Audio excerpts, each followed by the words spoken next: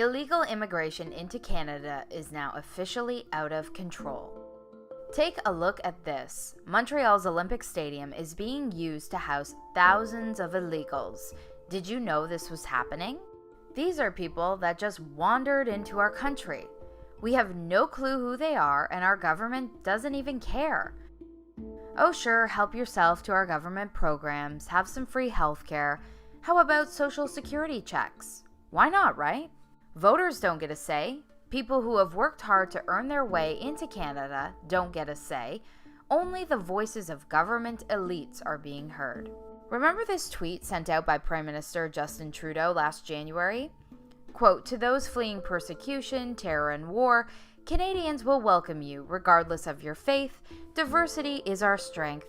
Hashtag welcome to Canada." End quote.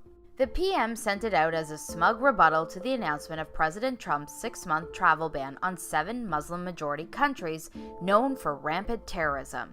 And it looks like the PM's virtue signaling has worked a little too well. Asylum seeker numbers to Canada are now spiking, with Quebec seeing the biggest increase. Just in case you're unfamiliar with the terminology, here's a brief explanation. An asylum seeker means a person who has claimed asylum under the 1951 United Nations Convention on the Status of Refugees, on the ground that if he is returned to his country of origin, he has a well-founded fear of persecution on account of race, religion, nationality, political belief, or membership of a particular social group. He remains an asylum seeker for so long as his application or an appeal against refusal of his application is pending. A refugee, as the word is used in the convention, means an asylum seeker whose application or subsequent appeal against initial refusal has been successful. Economic migrant means a person who has left his country and seeks by lawful or unlawful means to make a living for himself in another country. Many asylum seekers are in fact economic migrants who hope to secure entry by claiming asylum. Illegal immigrant means someone who lives or works in another country when they do not have the legal right to do this, so essentially another word for economic migrant.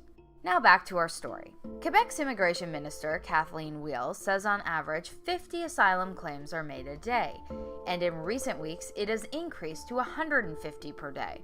Most of the illegals entering are currently from Haiti, which is odd since Haiti isn't a war zone and they would not fit under any of the refugee criteria. In the first 6 months of 2017, 6,500 asylum seekers arrived in Quebec, 35% of all the asylum seekers who arrived in Canada. CBC News reported during a single 24-hour period from Tuesday into Wednesday, close to 300 asylum seekers crossed the border at Roxham Road. Roxham Road has become the epicenter of migrant crossings from the US into Canada. Let's be clear, as Canadians have big hearts, we all want to help those struggling, but at what point do you go from being generous to being doormats? Now we're learning that a stream of cabs, buses, and vans drop off illegals every day at the end of the road. Then they're greeted by RCMP officers who promptly arrest them. But it's believed that this is all part of the plan. The migrants want to get arrested. This way they can get into the Canadian immigration system and out of the American one. It's almost like some of them are gaming the system. The Roxham Road location has been made into a 24/7 processing center with a carved-out footpath, porta potties on site, tents to protect people from the sun, generators powering fans during the day and lights at night, and a metal fence queuing system. Of course, all of this is taxpayer funded. Being arrested on Canadian soil means that the government now has to let them do a refugee claim. They're usually taken to immigration offices at the nearest legal border crossing where they can officially ask for asylum.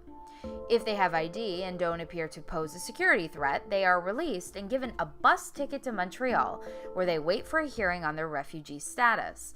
Because there are so many in this position and resources are strained, the Olympic Stadium is now housing them. Keep in mind, authorities in Greece turned the old Olympic volleyball stadium into a temporary housing refuge for migrants. Yet a year and a half later, the migrants are still there and taxpayers, well, they're still paying. In Montreal, the government is now providing health care to the asylum seekers.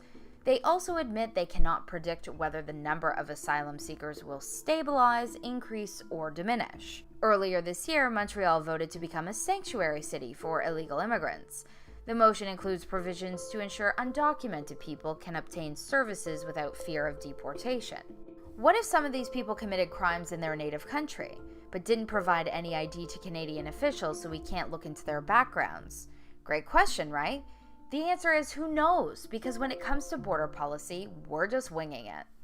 Montreal's mayor seems to be proud of the fact the city encourages illegal immigration funded by taxpayers. Here's his tweet to Donald Trump. Message to Donald Trump. Montreal proud sanctuary city, newcomers and refugees are welcome. Diversity is our strength and part of our DNA. Quebec, by the way, receives the lion's share of the country's equalization payments, around $300 billion since 1957 when the program began. They have never been a net contributor to the fund either.